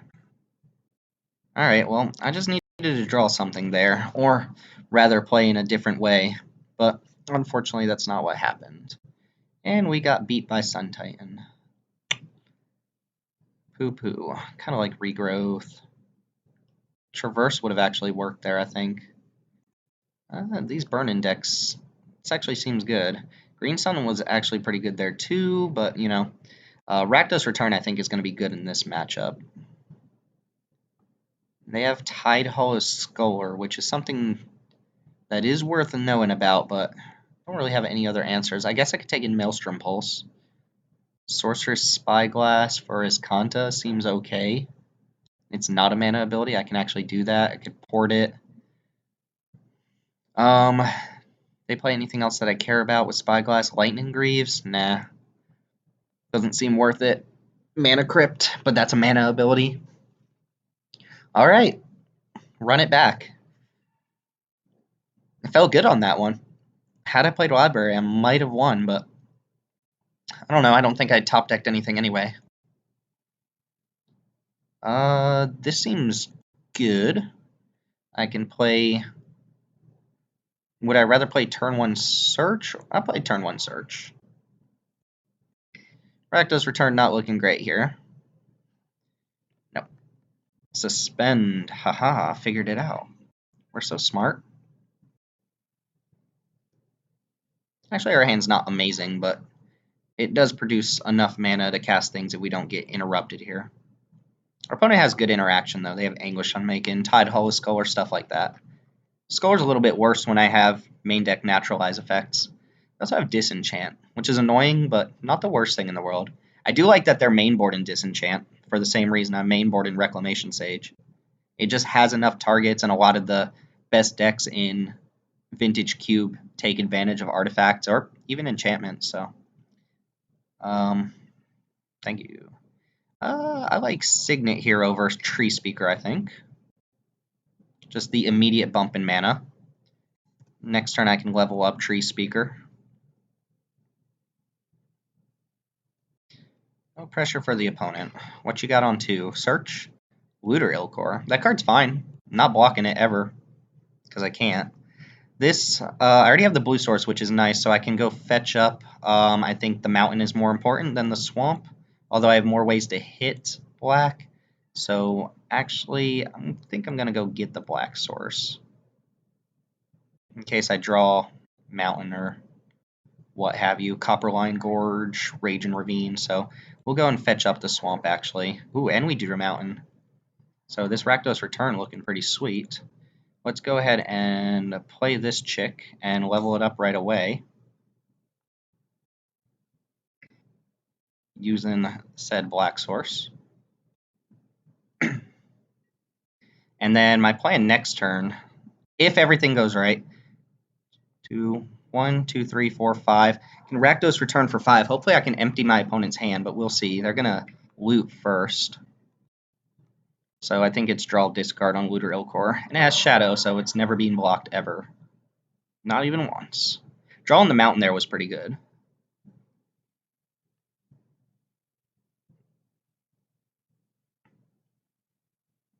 And if they leave a white up, we'll play around Mana Tithe, I suppose. Their hand must be good. Alright, pitch in a land. Alright, tap out for something. Play Search for Iskanta. Could also just play Primetime. It's going to bump them up to 8 cards in hand. They're going to have to discard down to 7. If I draw a land, I can get rid of most of their hand. They discarded a land, so what are my options here? This taps for 2. So 3, 4, 5, 6, 7, 8. Minus 2. I can make them pitch 6 cards from their hand. They didn't play a land that turn. No, actually, they did play a land. I think I'll give it one more turn and just get Primetime down. Start smashing with the Primeval Titan. This makes my Rakdos return a little bit better. This goes bad if they have a way to discard Rakdos return, or if they can hold up counter magic next turn. But they're just going to keep a draw spell in hand or something like that. Maybe it's better to go return first and just make them ditch 6 cards. And then play Primetime. And then I have Tooth and Nail back up. Yeah, I kind of like the Rakdos return here, so put them down to a card. It makes it less likely for them to be able to interact with what I'm going to be doing. So make black, green, red. 1, 2, 3. Could get Force of Willed. Not going to... Well, I can't play around Force of Will. So 1, 2, yeah, this is for 6. 1 off from just a straight up Mind Twist, but it also shoots them for 6.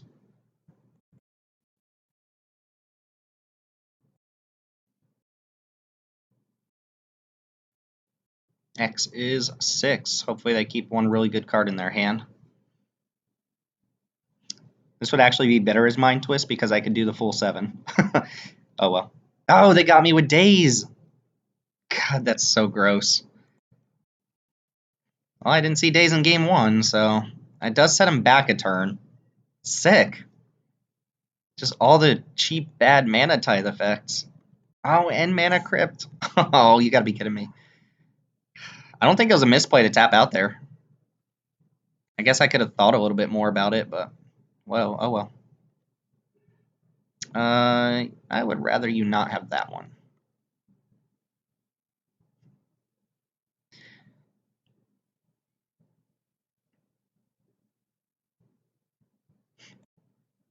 I don't care if they have Probe.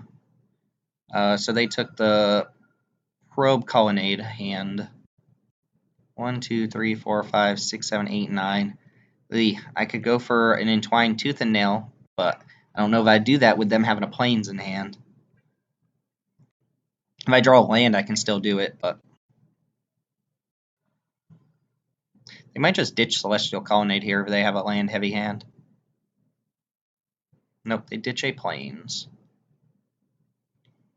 No, we're not going to be that greedy. I'm going to go Primetime here. They know about Tooth and Nail. They don't have... what happened to the rest? Oh, they go in the bottom, so cool. They don't have Scholar available. I don't really want to play around or play into Mana Tithe. 2, 3, 4, 5, 6, 7, 8. 4, 5, 6, 7, 8. Never mind, I don't have enough anyway. So let's go ahead and play Primeval Titan this turn. Any other any other nonsense I need to know about, opponent? Force of Will. Alright, this is pretty good. Go get Rage and Ravine. Burden of Jinye would actually still be quite good. And I guess I'll get Hiss and Quagmire too. Just ways to pressure this Planeswalker.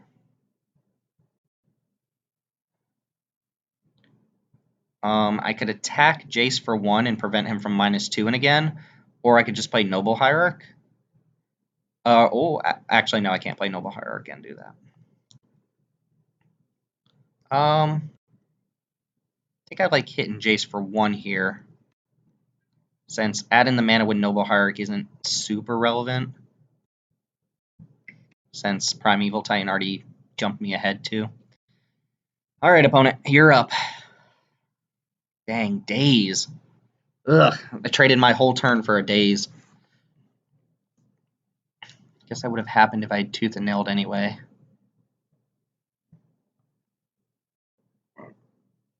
The problem with that is our opponent having that many cards, they have a lot of recursion in their hand. We know one of the cards is Celestial Colonnade. Looks like they lost the coin flip.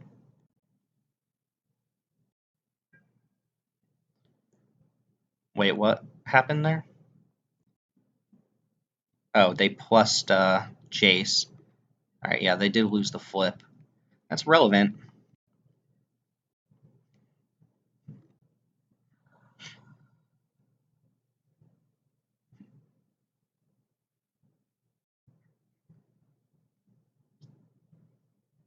I can still pressure Planeswalkers through them bouncing or something like that. Now, something like Bribery would be very hard for me to beat. Something that takes Primeval Titan here.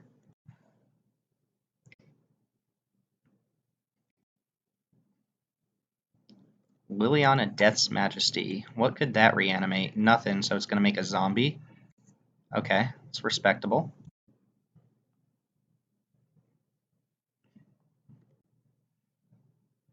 Alright, now my question is, what do I go for here? I have 1, 2, 3, 4, 5, 6, 7, 8, 9, 10 mana, so I can Tooth and Nail through Mana Tithe. Primeval Titan can take out Jace, but it can't take out Liliana.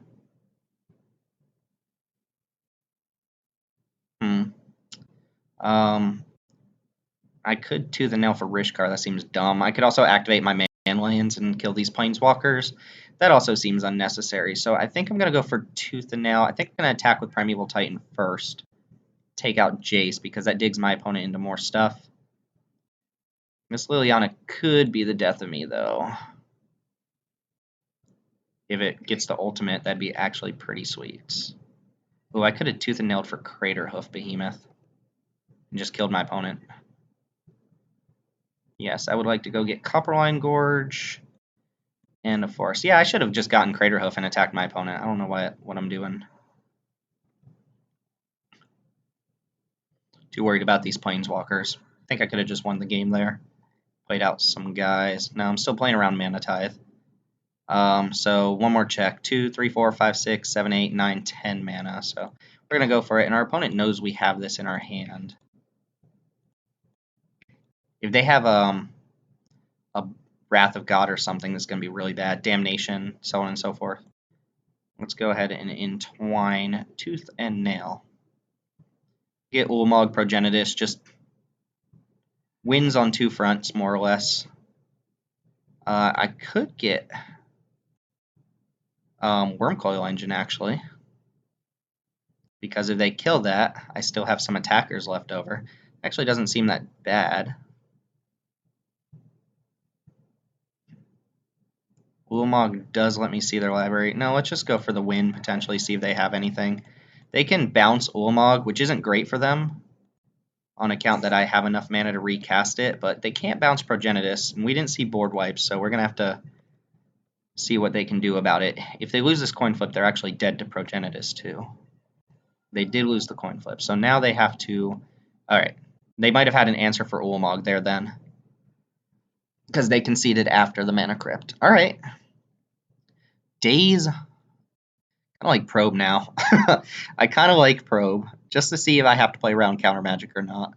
What's not good against my opponent? A couple things. Rishkar just seems a little on the mediocre side, especially on the draw. Might be a little bit too slow. Rakdos Return, I think, is still good against them, even though it's a lot worse on the draw. I think I'm going to actually... What did I just take out? Rishkar? So I think what I'm going to do is cut the return again and go up on mountains again. Mountains and forests. And Hissing Quagmire, even though Hissing Quagmire seems alright against them. Xenagos also seems okay. They have Planeswalkers too, and Rakdos Return can kill Planeswalkers. Maybe I just want to leave this in. Alright, I've convinced myself to leave it in. Seems fine. Sorcerer Spyglass is looking a little bit better now that they have Jace plus whatchamacallit. Rishkar does not seem great. And I already took out Green Sun Zenith. I'm sticking by my probe here. Sorcerer's Spyglass is kind of a whatever card, but it's okay. It's okay. Alright, I'll take the Spyglass out. Yeah, sure. We have options here for this one. We could bring in Spyglass because we saw 2 Planeswalkers. Granted, neither of those Planeswalkers are, like, insane or anything like that. This is a decent hand. It's super slow, though. Super slow. I'm going to keep it and hope it goes right. Probably play Library. Oh, I can't play Library on turn 1, so... Alright. Hopefully ramp into this Freylease. Demonic Tutor on turn 2. I wonder what you get on turn 2 with Demonic Tutor. Normally that gets a mana source, but our opponent has a way to replay this. How did they replay Demonic Tutor in game 1? I don't remember. Oh, Snapcaster Mage. Opponent's got a lot of instant speed interaction. I really like it. I like their deck. Recursion through things like Sun Titan, Demonic Tutor, Snapcaster Mage. Lots of card draw from them. I think I'm going to play Signet next turn. Although having this library down would be nice, but I don't care much about if they daze me here.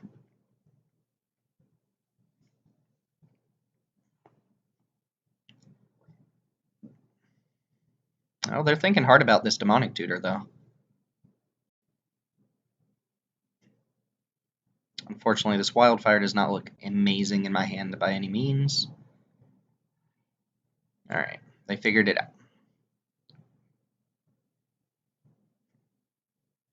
And another force is not exactly what we want. I guess I could play Library.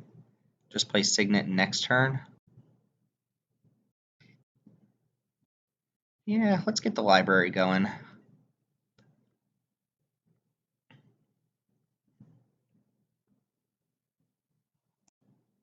Alright, all 3 colors. Now, something like Monastery Mentor would actually be pretty brutal here. Painful Truce for the full 3, but they're discarding a card. This seems kind of weird. I guess they're just going for it while they can. And they discarded an island. Seems a little bit weird to me. Absolutely. Ooh, Natural Order. Doesn't really do much for us, though. Sneak Attack also not amazing. Guess I can put these 2 cards back since they're not really doing anything. I can play both of my Signets this turn. So I could actually pay 4 to keep one of these cards in hand just to dig deeper on the next turn, too. But yeah, let's do that, actually. Digging extra cards deeper while I'm not under pressure seems good. So we're going to just play 2 Signets here.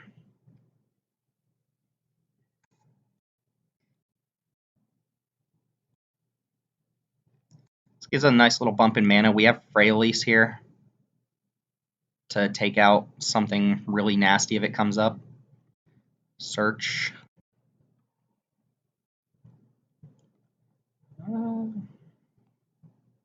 Yes. Ooh, Ancestral plus Soccer Tribe Elder is actually great. Soccer Tribe Elder turns on Natural Order. I'm going to put Sneak Attack back on top again. And 1, 2, 3, 4, 5, 6. I think I'm just going to play Freylease and pop that Search, take away my opponent's searching options again. And then we could potentially Natural Order for like Progenitus or Ulamog next turn. So I'll put Ancestral back on top. Draw that next turn. Alright, play land first. Activate. Activate. That's 5 mana. I could get got by Mana Tithe and Daze here, but I think that's actually okay. Because they would bounce a land back. They'd be 2 for 1 in themselves. Let's go and pop Search for Azcanta.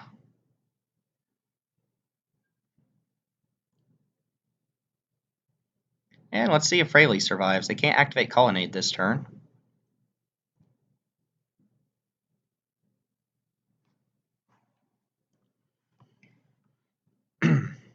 Five mana.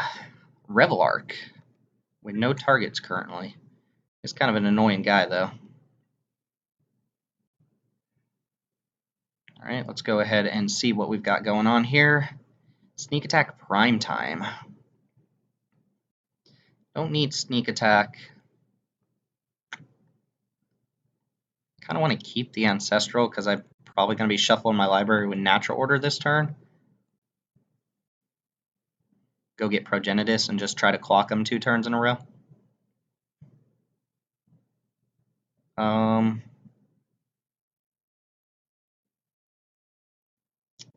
Yeah, Ancestral's fine to ditch here. Alright, let's go ahead and make a dork. Play a land and natural order. Oh, now one thing they could do here is try to 8 me. 4 and 4. 4 and 4 does kill me. So if I go prime time, I can actually cast Burnin next turn.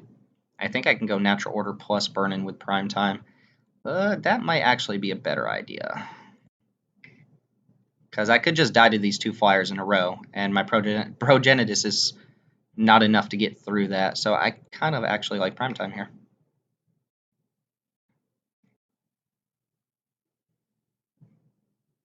So that's 4, 5, 6. Cast ye old Primeval Titan. Go get some lands. That does shuffle away the stuff on top. So here I want double red sources. So I want Rage and Ravine and Copperline Gorge. And then next turn, get to untap with 4, 5, 6, 7, 8, 9 mana. 10 if they don't kill this Druid.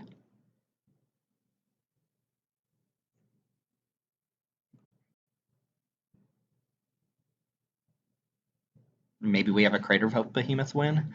I imagine Revelark's going to attack Freyalise down this turn.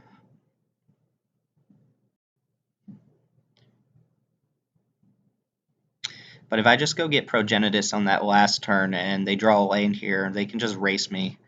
I wouldn't have the mana to cast Burn-In to take care of Revelark and Celestial Colonnade.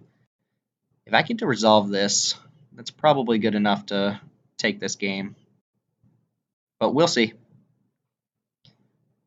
We will see what they do. Hoping they just play a bunch of creatures here.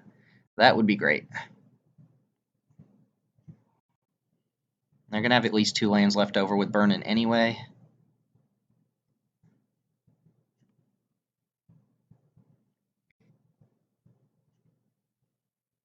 Ooh, they are going to activate Colonnade. Alright, this taps them out. They're not going to have anything to get back with Revelark. So one at me. Oh no, they're just going for the win. Interesting. Well, I think this is going to work out in my favor. They can hold up Mana Tithe, but that's fine. So now I have an active Freyalise. We can put these back on top. Progenitus can actually go on top and then search on top of that. So we want to go ahead and cast Burning.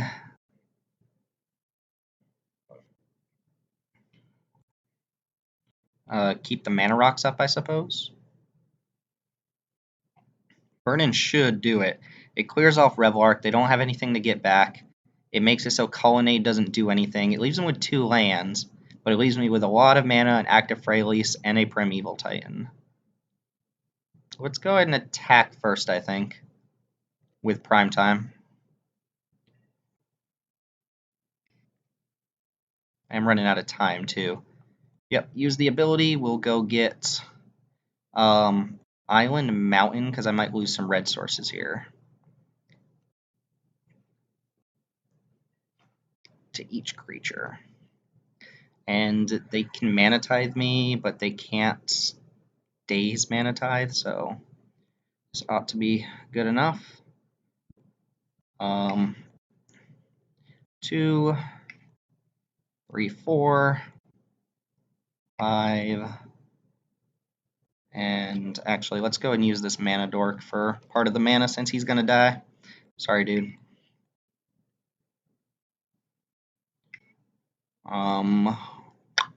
Like so, and then red, red. All right, Let's go ahead and burn Shinye. Oh, target opponent. Oh, then target opponent? Okay, that's weird. My hand's still pretty awesome. In fact, I can natural order right now.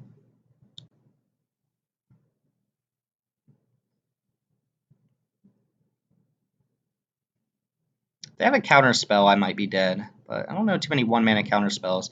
I can pay for Spell Pierce. I can pay for Mana Tithe plus Daze. Choose 4 cards, so it resolves. 1, 2. I don't need Copperline Gorge anymore. And unfortunately, I'm going to get rid of one of these forests. My forward-thinking self.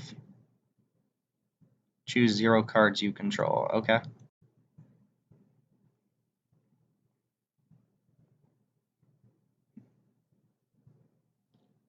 So they're going to leave themselves Colonnade plus Swamp, or Colonnade. Storm count is 1. Alright, unfortunately I didn't keep that mana up, but let's go and make a 2-2, or a 1-1. And here I'll cast Sakura Tri-Builder, I think. Let's go Wall of Blossoms, because I'm fine natural ordering that away. Gives me more damage on board. See if the opponent can do anything about what's going on here. Now I can play Sakura Tri-Builder. And I'm not too worried about Tidehollow Scholar or Mana Tithe for that matter. That is okay with me. That's just more information that they won't have a Mana Tithe later on, but let's see what happens. Go like Anguish Unmaken on Primeval Titan or something like that. Snapcaster Mage can hit Mana Tithe. Alright, let's go and put back Sneak Attack and Forest. I imagine they're going to go for an attack. Oh, I can actually go Craterhoof Behemoth here. Let's do that. 1, 2. Go and make a guy first. Extra damage, you know. Alright. Cast. 1, 2.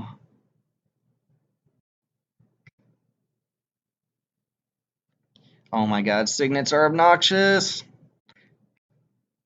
2, 4. There we go. Cast Natural Order.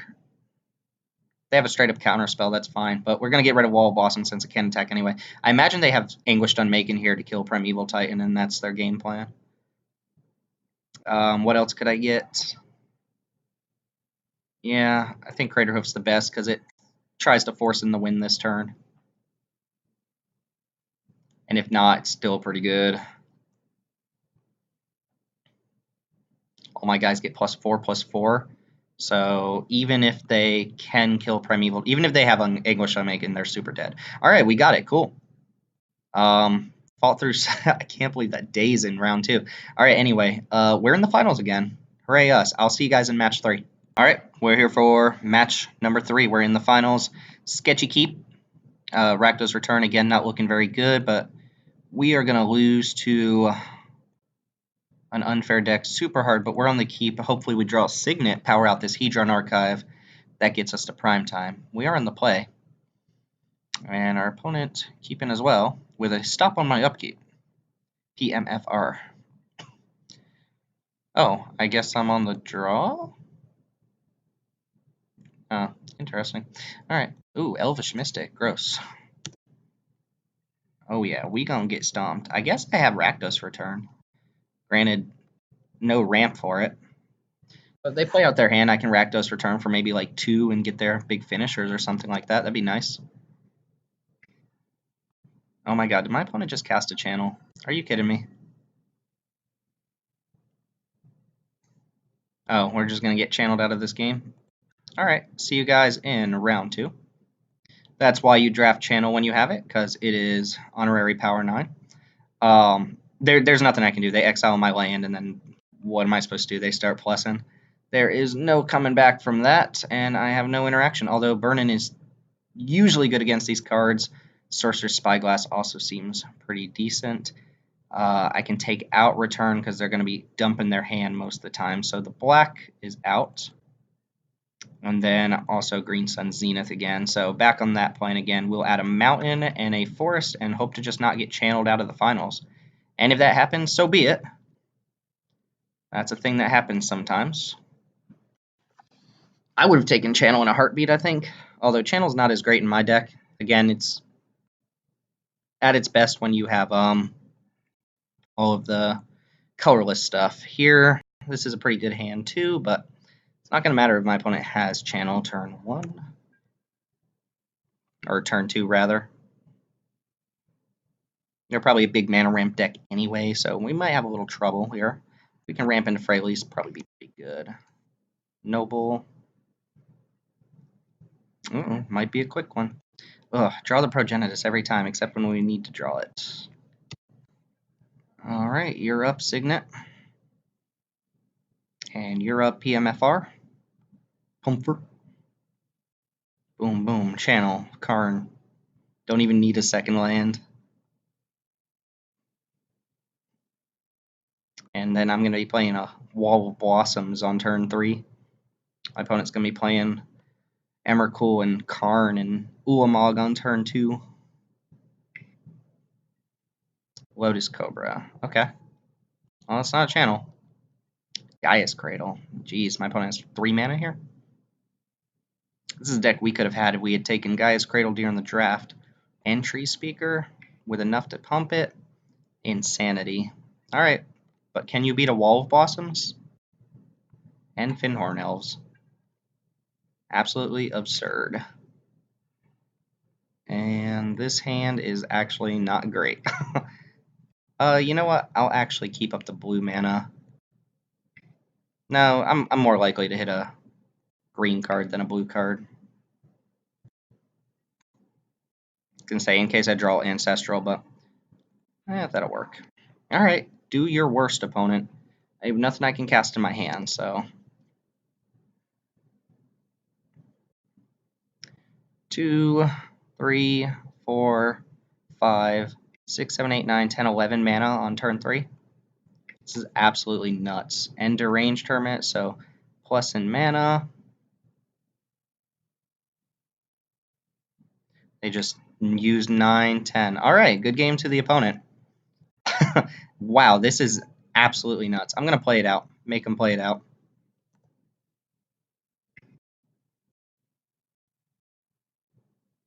Why attack with the Noble? Sending me a message? No. Yeah, there's nothing I can do here. That Ulamog kills me in 2 turns by the time I even get search off. So, good game. We got completely destroyed here. Hey, we could have had this. We had this. We had this.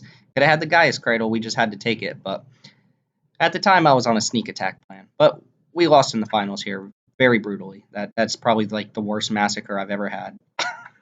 But we made our entry fee back, and we made it to the finals again. So hope you guys enjoyed this draft. As always, I don't know if I'm going to be doing any more Vintage Cube drafts, but when Rivals of Ixalan comes out in 2 weeks, you can bet I'll be playing a little bit of that. Hopefully that is a little bit better than Triple Ixalan, a little more enjoyable. So I'll see you when that happens. Thanks for watching. Remember to like, comment, and subscribe, and check out some more of my videos on the YouTube. Hope you guys enjoyed this draft. See you next time.